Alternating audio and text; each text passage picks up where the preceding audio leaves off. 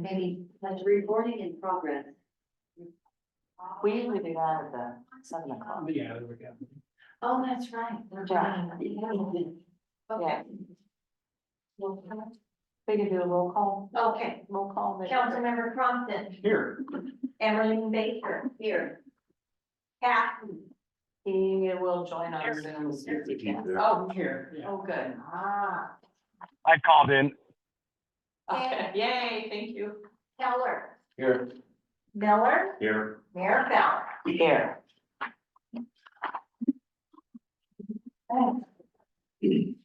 All right, so the topic for today is the EMS fee and a possible public safety levy. Typically our work sessions are a half hour.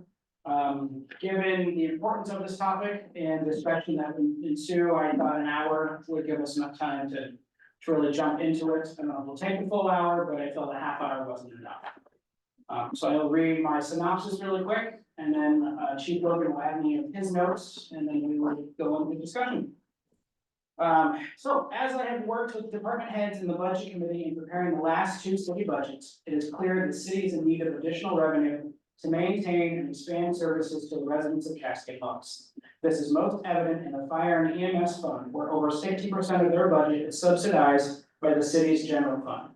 This is not sustainable for the fire and EMS fund, as it is not enough to competitively pay staff and repair or replace equipment and materials, and is not sustainable for the general fund to keep subsidizing the fire and EMS fund for working to pay general fund staff competitively, keeping up with expense increases and meet other council and community goals.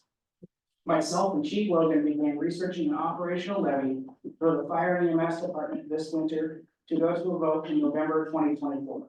In that process, we found that the current EMS fee payment ordinance expires on December 31st, 2024.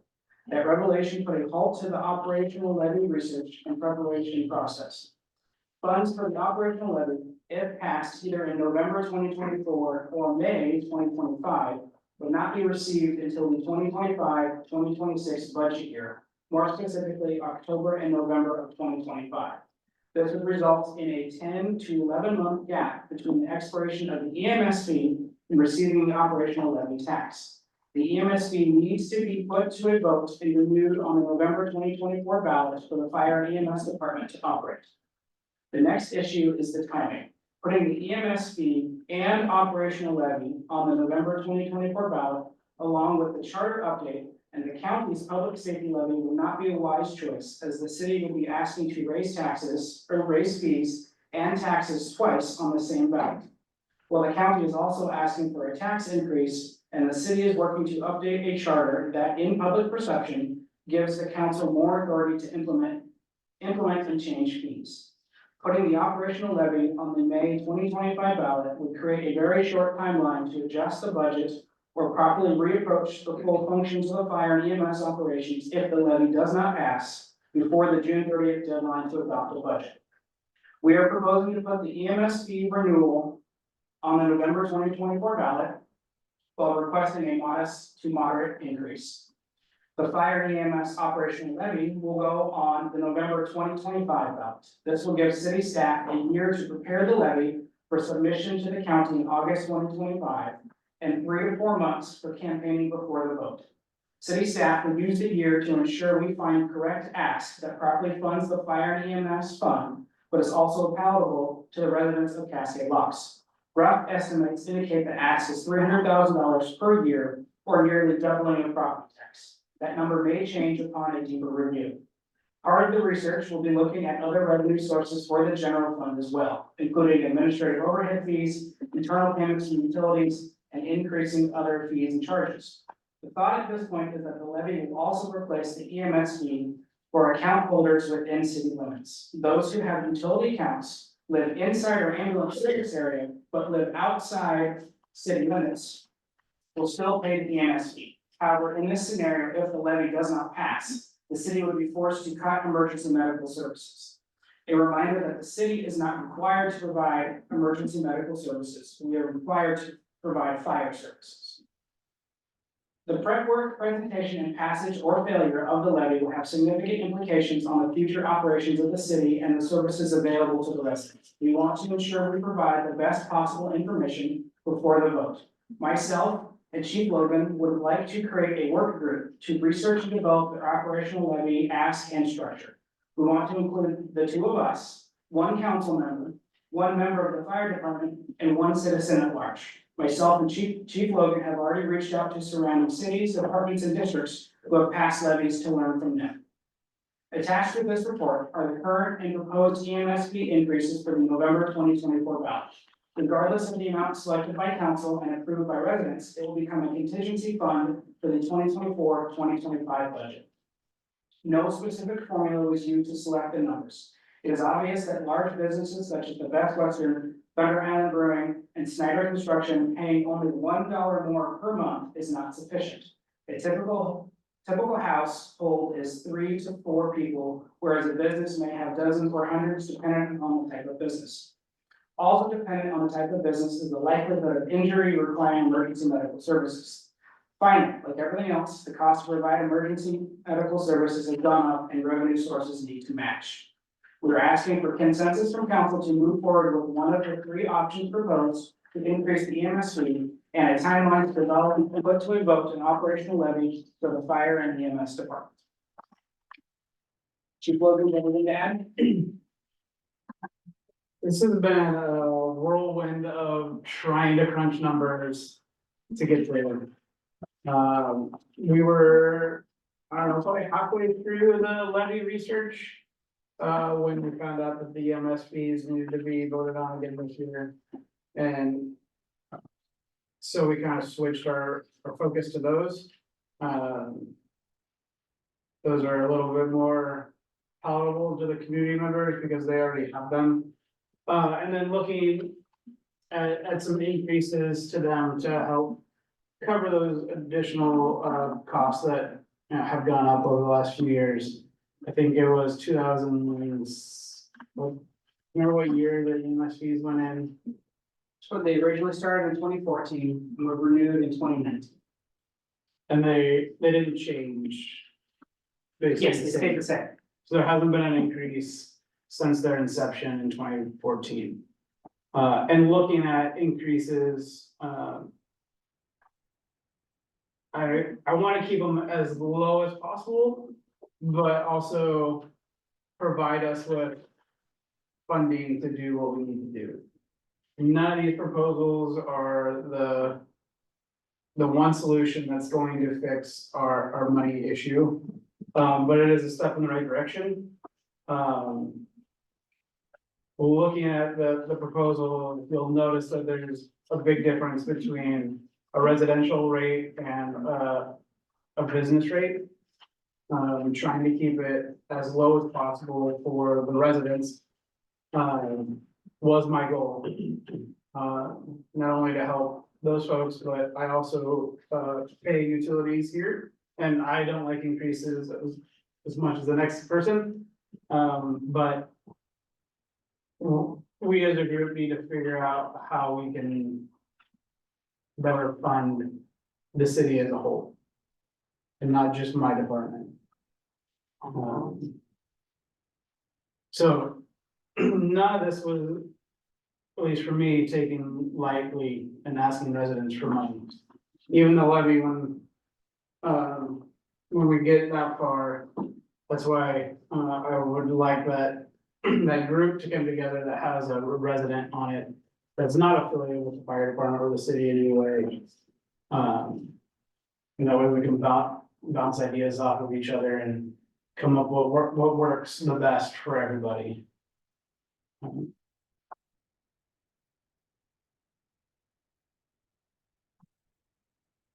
you wanna go over your different proposals? Yeah, so the top one is the current one, so that would be just keeping things status quo. $6 for Cascade Locks residents, $7 for Cascade Locks in the city, public building, and then 7 is for commercial. And then the outside, so South Bank, residents 8, any public building is 9, and then commercial is 9 as well. And it breaks down the cost per year. And then proposal one is a very modest increase. And Jordan is a whiz with Excel and can make it talk and do things where I cannot. So this was a very small increase, and then as we get into proposal 2 and 3, it's a slightly more of an increase. With the residents not taking the brunt of it. They're really focused on the businesses taking the brunt of it. Because one of my goals has been figuring out how we can not charge the residents more to pay for the service that the tourists tend to use on the more regular. I talked with Janice, who's on the line, about how we can tap into tourism money. And currently there is nothing in the state of Oregon that public safety can tap into tourism money to help fund themselves. So trying to get creative and figuring out a solution to keep it as low as possible for city residents. Do you have similar figures from any other fire department that does it this way? The only other one that I know of is City of Gresham, and it's like $30 a month. It's quite a bit higher Per resident? per account, yes. I couldn't really find their breakdown if they charge more for businesses or residents. But they're the only other ones that I know of, and it was. Their starting rate is quite a bit higher than even our proposed third rate, which is the highest. Which is only $9 a month for a resident in Jacksonville. As far as tourism goes, now the TRT tax, certain percentage goes to the tourism, right? Yes. And certain percentage goes to the general fund. Yes. Yeah, Okay, so yeah, in a roundabout way, we are using some TRT funds to fund us as they go to the general. Right. but right now our TRT tax is 7%, Mhm. Hood Rivers is 8%. The city of Portland is 11.5. We could go to raising the TRT tax. And they'll get us some money. And we're not hitting the public, we're hitting people such as this. But I think if we raise the TLT tax now, the ratio switches where 30% goes to the city and 70 goes to tourism. Right now, we have it the grandfather way where 70% goes to the city and 30% goes to tourism. Yeah, that's what I understand too from League of Oregon Cities, is that we were grandfathered in so long ago. So it actually benefits the city. Once we make any change, then we no longer get to have that. Well, the original 7% stays the same, that extra 1% then flips, so, but we can run that math. As part of this research. And Janice has corroborated that. I know it's hard for me to understand. What, Councilmember Keller, or sorry. sorry, I just wanted to Yes. ask if, I'm sorry for my ignorance on this, how are people seeing this tax? Is it in our utility? Yes, it's a Utility bill. utility fee on our utilities, it's called And again- EMS fee. When, help me understand the timeline, so when it goes to November, when will this increase show? January 1.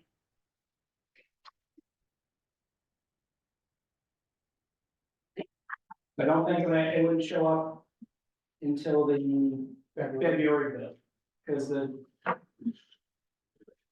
they go out the last day of the month, so it wouldn't be in effect until January 1, so. Councilmember Keller, you have your hand up, Oh, it was just the grandfather thing.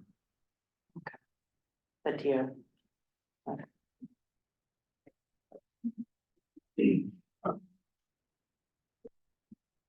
So the big elephant in the room is the levy. I would say there are really two questions here, is the levy, and one council wants that as a vote, if they even want it as a vote. And the second question is the EMS.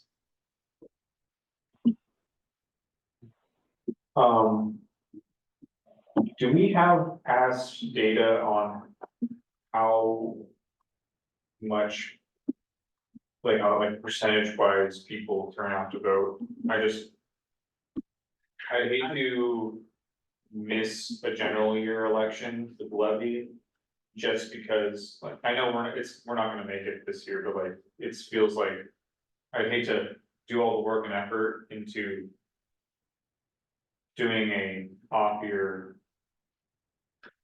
Yeah, we would meet the 50% threshold. unless, do we know if that part of the charter was being changed? Yes, that restriction, if, as it stands right now, if the charter review committee submits their recommendations and council moves it to a vote, that portion is removed.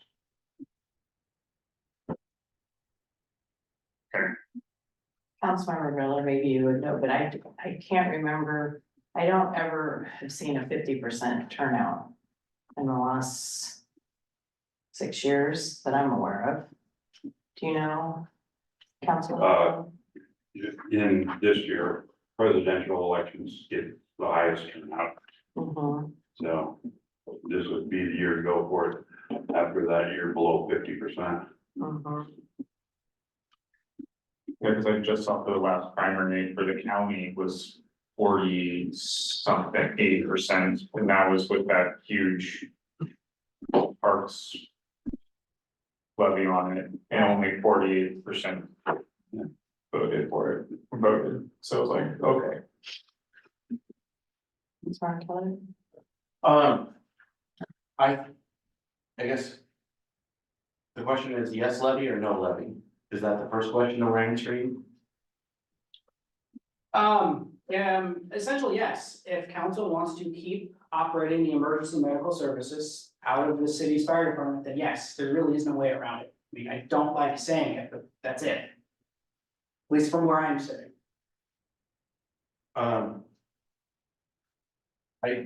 I don't know. The accounting of the various food vendors in town, but.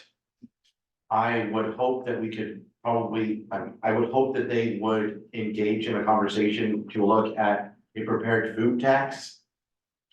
As a means to acquiring some revenue. I don't know. Again, it probably wouldn't be a whole huge quantity of money, but it could dwindle that 300,000 down.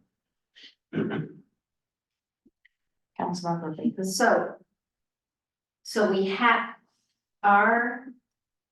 to do something about the EMS fee payment ordinance because it expires. So we're doing it anyway. Yeah, we just need to know which proposal, stay current or proposal 1, 2, or 3, do we want to move forward with to put on the ballot, So we have, which and is if going on November ballot. it doesn't pass, it just stays the same. If it doesn't Over. pass, it's done. We have we won't even have our $6 a month in our. No. Yeah, if it fails, yeah, it's closing shop. Is there a way to word the vote where it's Technically, you're not supposed to campaign on if you vote that, if you don't vote, you lose this, but I mean. no, I mean, it's more of a, in the voting thing, is in, can you like put like, if you vote yes, you're agreeing to this option, if you vote no, you're agreeing to this other option. Oh, That's all legal. yeah. Huh. Yeah. So we have to choose one of the proposals. I thought if it didn't pass, we just kept it the way that. Councilmember Miller? I think Hood River county put on a food and beverage tax. Just a few years ago and it failed. So Councilmember, it's a good one to go to. Councilmember Keller? Want to address that issue. I would get heavily on a campaign and ask residents. Do you ever go to Washington to eat food? And have that conversation, and as a campaign, when I sit at Thunder Island on a very regular basis. I do not see local people there. When I go to Buddies, I see lots of local people there, and that impact would be minimal. It's a revenue source to tap into the people that are using the resources, that are not the residents. Secondly, I go for proposal number 3, And it has to be a campaign of us. We have to get out and say, do you want EMS or not? It's $2 a month, $3 a month. Do you wanna wait a half an hour for $3 a month? 45 minutes for $3 a month? So like, Chief Logan said, the biggest impact would be the local businesses. They'd be paying an extra $132 a year, which is for Brigham Fish Market, selling 6 Alaskan halibut fish and chip meals. That's it, 6 meals. And they've covered their $132 for the year. So, to us, it was me, it's not a big ask. I agree, and yet look what happened with the $4 garbage can. So I don't know if 2 is somewhere in the middle, if that's better. I am for 3, if y'all think we can pass it. Councilmember Miller? Excuse me. Oh, Pete, go ahead. Yeah, I don't know how to raise my hand since I'm calling in. I don't really, so I apologize for interrupting. And for those of us that can't see the screen, just going back to the EMS fees for a moment, please. I heard $6 for residents, $7 for people that are in the service area but outside the city. Is that right? So our current one for resident is $6 and residents outside on the south bank is $8. And then current for $8. public.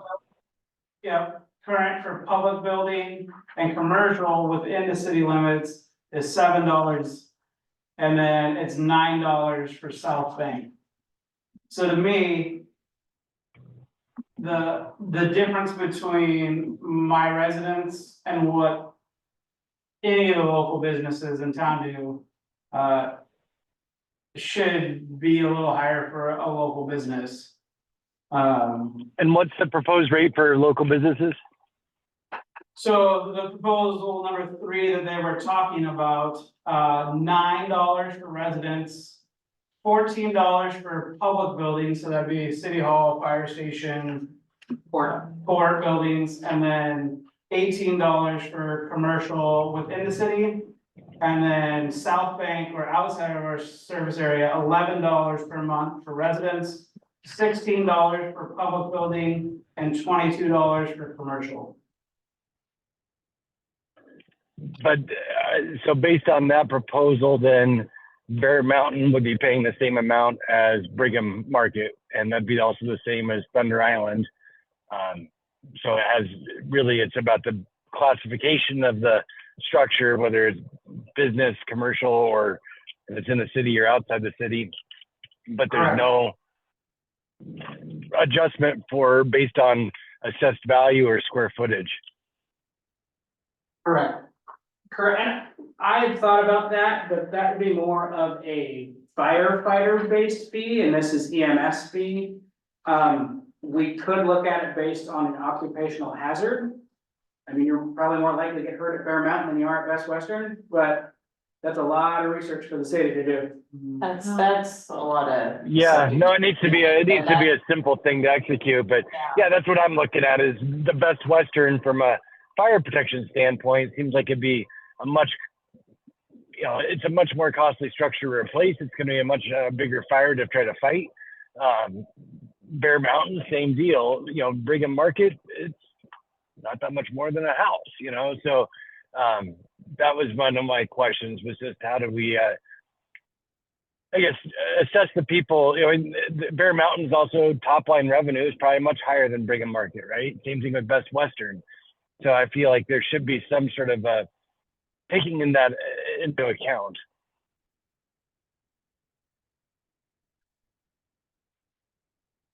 I think whenever the public is involved, there's a high EMS need because we have all ages, all health issues. So any public facing business such as Brigham, or they're getting people with health issues, EMS. I've seen EMS go to our restaurants more than I've seen them or heard them on the radio go to the industrial area. So I can see the value of having it. And personally, if I owned a business, I'd be glad that I knew EMS could come and help my clients, my customers. So anyway, I'm still with Eric or Councilman Heller on proposal 3. We can get a good campaign. And then I got one more question if I could. Go ahead. What's the total, I guess, anticipated increase in revenue that proposal would provide? So for proposal 3, 91.74. $51,744 would be additional to what we currently get.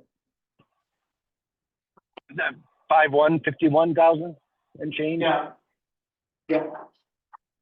And how much are we looking to try to generate? What's our budget deficit? Like what's the, More than that. A lot more than that. DMS fees need to happen this year. The levy, the bigger elephant in the room, we definitely need some time to put together something and look at. I would like to have that committee look at the whole needs of the fire and EMS department.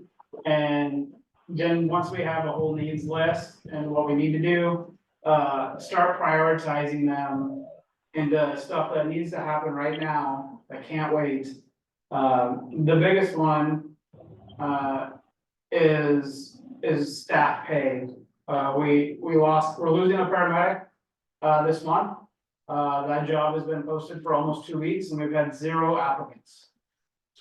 It's going to be very difficult to probably staff that unless the other 2 paramedics know somebody that's willing to come here and work here as well as have another job.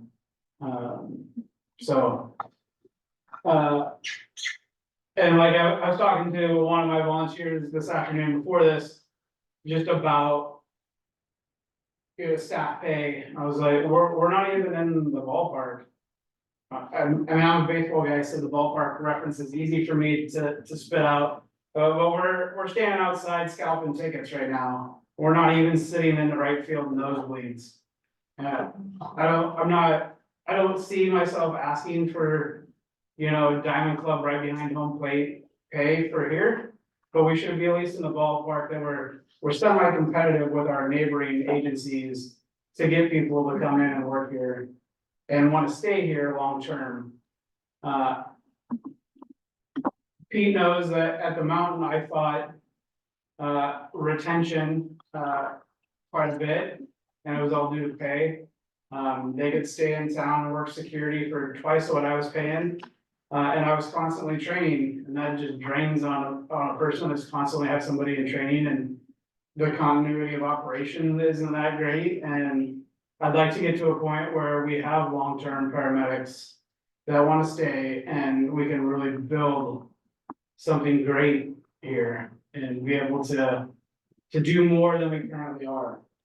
But if we're constantly cycling through paramedics, we're constantly trying to get them just to do the job, the basics of the job, and not expanding on that. So, yeah.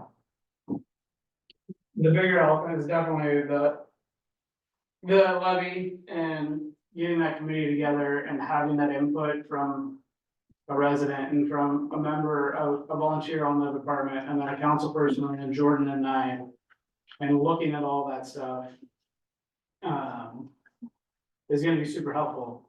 And just because we're gonna go for a levy doesn't mean I'm not gonna stop trying to get grants. In fact, tomorrow I'm going to Zigzag to look at a new to us type 3 fire engine. That could be here within the month to replace our 1990, and we'll be stepping up to a 2005. Free to the city, other than putting our logo on it, paying a graphic designer to put that on there. So I'm still looking for those deals and ways to save money. And if we got the levy, we'd be able to use that to, if we were able to save money somewhere, we could use that to build up our reserves. Because right now we don't have much for reserves, so if something catastrophic happened, I don't know how we're gonna replace equipment. Councilmember Keller? I'm supportive of actually proposal 4 is my idea here, and I like round numbers, so go to 10, 15, and 20. For in Cascade Locks, which would be, or just, I don't know what that would do, and I don't know. I think we could probably outvote South Bay, as horrible as that sounds, and increase that up a little bit. So that's the interesting part, is they're not in city limits, so they don't get a vote anyways. Okay, so, and they don't pay property tax, and Correct. so. I think they should have a little bit more of their fair share, because my understanding is that we service them as well. We do. So that's that. Second question is, how do we form a political action committee to promote this? Where do we get funds for? Like, obviously, the city can't provide donation funds, but how do we get money to make like little flyers or little yard signs or like, it can't be more than a few $1,000s that we generate to support this, but the first question is, we've got to do it, and then the second thing is, how do we get it passed? When you had talked to other, people who had successful levies passed, how did they do it? Did they campaign? Oh, yeah, it's all about the campaign. I mean, yeah, the first part is the prep work, finding a number, that meets what you need, but is also palatable to the residents. But then the heavy lifting is really the campaigning, Right, which as staff, we cannot do. I think Chief Logan can to an extent. I can't, really. I can propose numbers. I cannot try and sway votes any which way. so what did the other cities do to make it help be successful in their campaign? Essentially, a pack. You have to create a committee Yeah. of outside people that fundraise. So, just hypothetically, maybe the Volunteer Firefighters Association says, we were really supportive of this, we'll donate $1,000. Maybe Gorgeous comes and says, we'll donate $1,000. And so now we have $2,000 that a separate group of people have formed this committee to do. And there was a PAC formed for the Port Commission elections. It's just what you have to do. Okay, A lot of them also hire consultants, which we can't afford. Well, I think we should, it's a small enough thing. Yes, They didn't hire consultants to do the emergency stuff for the. And I doubt the Port Commission PAC hired a consultant, so. I have a question about, since it's on our utility bill and we have assistance for folks on the utility bills. When they get assistance, does it ever help cover this? Nope, it's No. just for the electricity. that Okay. is- But we do have that assistance, so that's good. And I just wanna say out loud, I know that you're not speaking for yourself and your own salary, but talk about out of the ballpark, because this was in our packet again, as of April 2024. Governmentsalaries.com said the average Oregon fire chiefs, the salary range for Oregon fire chief is 89,590. And 166,368 per year, representing the 25th to 75th percentiles respectively. Top 10% have an annual salary of 218. Do you remember where our fire chief salary is? It's like at 65. So I hope, I know we are having a hard time getting EMS folks, and should John Logan ever accept one of the offers that I know comes to him, we're gonna have a hard time getting a fire chief. So this is huge. And I know you're not saying this for yourself, but I appreciate all that you're doing, and you're here on a Monday night after work, trying to help us figure this out. So thank you. how do you feel about proposal 3? Would that I like proposal three. get? I mean, it's a silly question, but it looks like proposal 1 I think isn't going to do much. I think all the proposals will help us. Proposal 3 obviously will help us the most. Is it enough? No. No, I know that. I'm dating in my. all of this will Right. just go to pad the beginning fund balance for next year. That is it. That's it. It's not gonna go towards increasing salaries, it's not gonna be designated to cover expenses for equipment, it's just gonna pad the reserves, that is it. And enable you to hire. Or- Well, we have that third paramedic in the budget already. Yeah, Okay. As long as you all adopt the budget, so. It's just a matter of trying to find that right candidate. What do you think, Mr. Miller? Fine. I figured proposal 3 would be the one. Can we get it passed? Uh.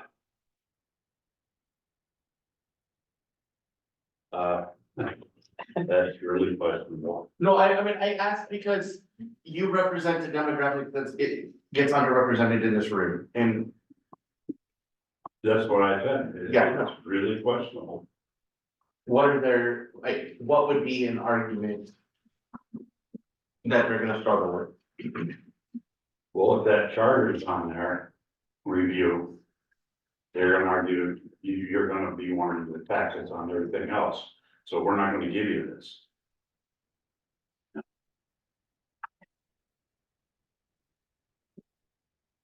I see that is a big stumbling block.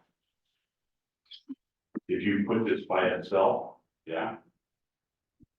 We just our tag teams together. You probably could. And that's kind of why we're asking for permission to delay the levy. Some, and that'll really give us time to really research and vet what we actually need and what we actually want to ask for. Cause when we talk about it, and then we realize that November, most of those months, June, July, August, and September, I very rarely see my desk during those months. So trying to be able to do this on top of managed wildfire season, was gonna be too much. I agree to delay the levy, but we have to, I mean, yes, the operational levy, but to do the fee renewal, we have to do something. So, I mean, like you see it at the grocery store, everything's more expensive, so hopefully everybody will notice, we have to increase it, we can't keep it the same. Councilmember Keller? I guess it's wishful thinking, but if the charter was to get amended or get updated, or I don't know the proper term, but then we could look at the system development charges that we lost out on.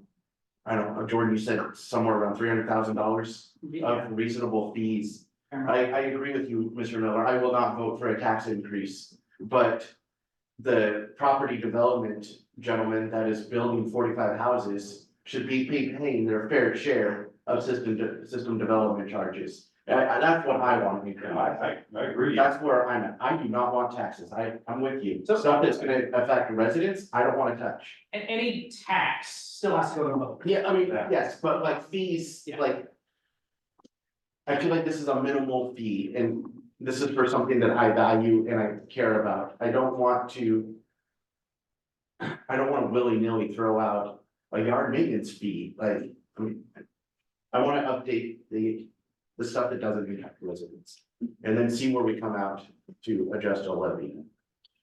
And I'm supportive of you asking for more time to really dive deep, because I think if we're asking for a levy, let's ask it, do it, and do it well. First time, and make sure there is enough, not like a bare Band-Aid where we have to go back again. So Well, historically, once you have a levy, you kind of, every 5 years, re-vote it in. right, Uh, Some departments are very, very good at it, and then they get it passed every 5 years. Some lose out on a 5 year, and then they cut services. And then the residents see that, and then after the next election, they get it voted in again. Councilmember Compton? This is a question more for Butch, and do you think that the, like, the difference between proposal 3 and proposal 1 would have any, like, greater chances of passing or not, like, Or do you think just if the charter is on the ballot, then at the same time as this is on the ballot, that this is gonna fail, has a higher chance of failing with those people, just in general, it wouldn't matter what the number is. Well, because the number on one is like $1 more per month. Yeah, one might pass, but I doubt it three's with it. But I agree with, Eric there. Building. We need that, because putting that in front of the voters, they know it's not them paying it. That's the same reason I'd say the TRT tax to raise it, it doesn't affect the residents. It's people coming in, the guests. So if we can show them that we're trying to get our revenue from somewhere else, I think they will vote for those. I've been trying to research and I can't find out the answer. How much does it cost to put a ballot measure on the ballot? If we do it during a scheduled, elections, free. It's just the cost of us doing internal staff, hiring the attorney, there's no extra fee to the county or from the county. Well, I mean, I guess how much time is? I mean, Never done one, so I couldn't tell I know the first time Westside did it, they planned like a year and a half out for their first levy. Obviously, this last time when they renewed theirs, it was a lot less time because they already had been down the path and they knew what steps to take.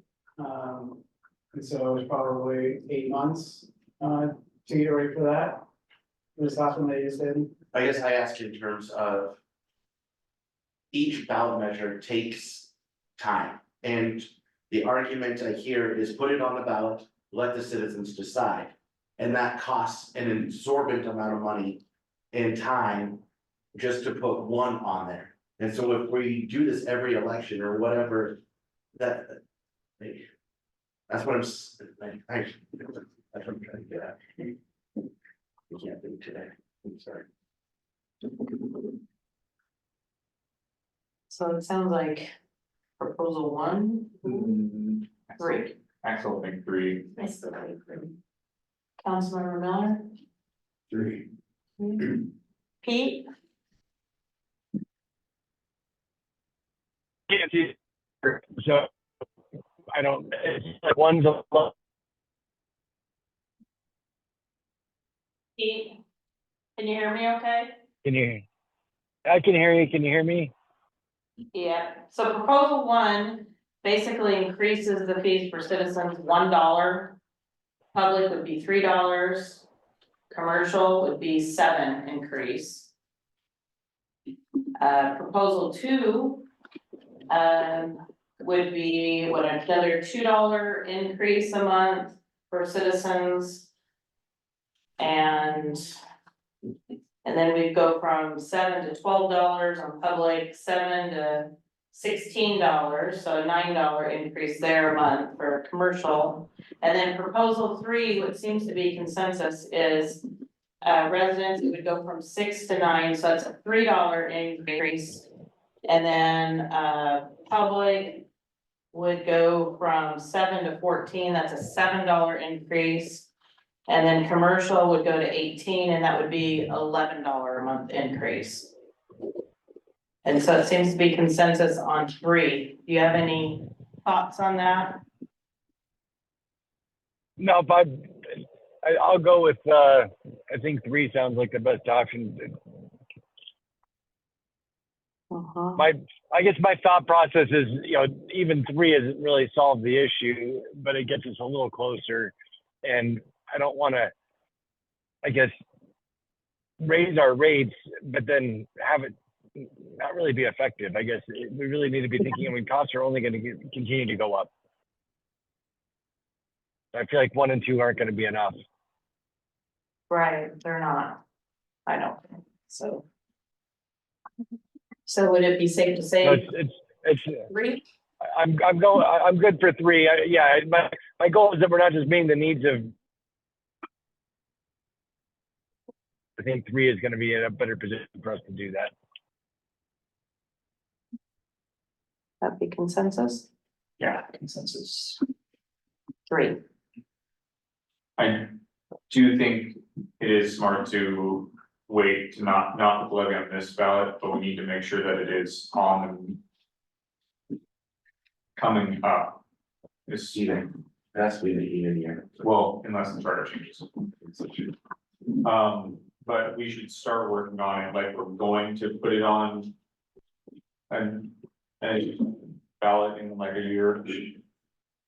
How much does it cost to put a special election ballot out? Uh, You know, The election process for the recall and voting of the port commissioners cost the port, I wanna say around 50 grand. Okay, I think, we're it gonna- might be less, for some reason that number's talking, We're it's a gonna wait. lot of money. so we're gonna do it in 2 years when they're doing a,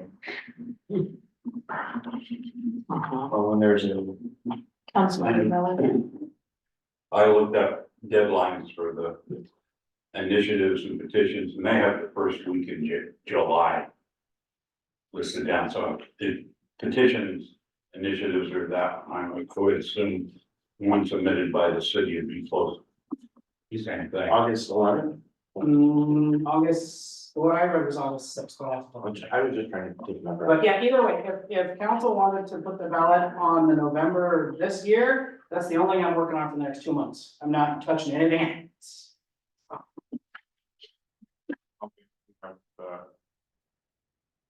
With all the other things going on, I don't think we would be able to pass the levy. I feel like, yeah, I would even feel like we're asking a lot in such a short amount of time. It'd be better to space it out a little bit if we can, but we definitely need to make sure that this goes into effect. Because what happens if we don't get this passed, when we're out 70,000, Mm-hmm. 74,000-ish, $75,000, and that has to come out of the general fund? Things are just getting. We wouldn't fill a position. Would be down a paramedic. Well, we'll have a paramedic by then. Well, then we probably have to let them go.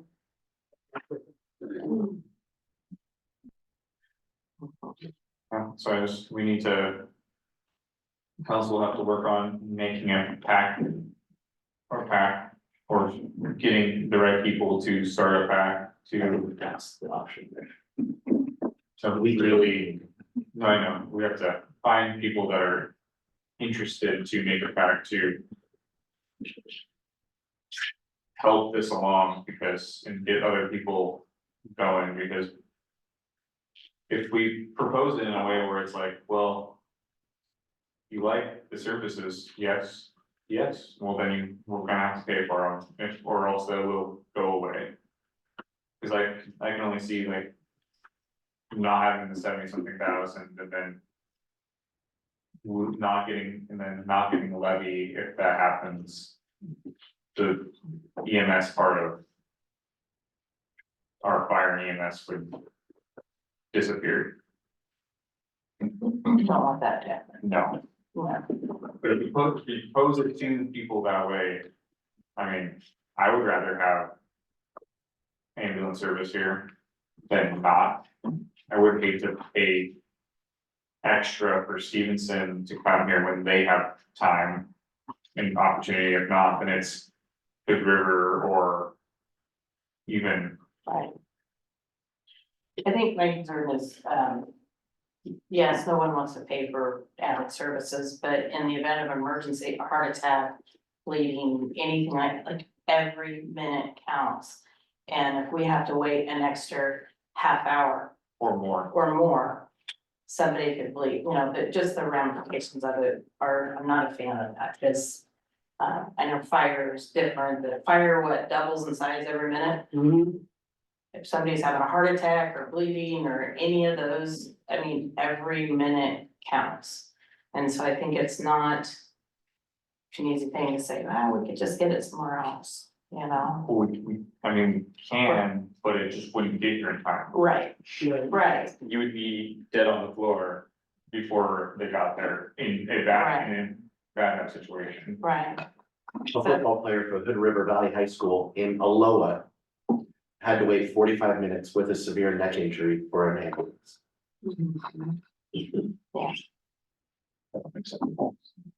so I'm. Wait times in the Fort Metro area are about 40 minutes. They didn't have one. It's not, I know, that's what I'm saying. That's not a requirement from OASS anymore, or whatever it is. Really? So, Wow. to have an ambulance on standby, because everybody's so short, it's Right, like you're taking away from the 911 system. well, kind of Councilor Keller, your comments about the taxes, I'm not in favor of. No, totally, That none of is- us are, Right, but I But- think what we need to find is, yes, I think a We gotta small figure group it of out. people need to sit in a room with vested interest and figure out how to fund the city properly. oh, And it's a, like you said, a year and a half, I think it's at least that, like, right, we have to figure out how to update our fees that haven't been updated since 2008. absolutely. Absolutely, but option 3, it looks like it'd be a $3 increase. Correct. I mean, I went to a place to go make a photocopy, and it was 25 cents. Like, so it's a penny here. So there seems to be consensus from council to have option 3 put on a resolution for an ordinance going with it, for a quick vote at the next council meeting, the 24th, to then submit to the county to put on the ballot on November 5th, 4th, whatever that date is. Okay. Sound good? Yeah, and then in terms of the levy, we will continue doing our research. It sounds like the actual date the levy is on the ballot is up in the air, but we will continue the research. I think we should form the committee Yeah. after the elections for council this year. So there's gonna be one counselor on it, or pick one that's gonna, Yeah. it's not up for an election. All right, Yeah, we have to build our kind of base information to present for that group, so yeah. okay, Thank you. thank you. We end this session and give us a minute, so. Take a break. Mary Ann?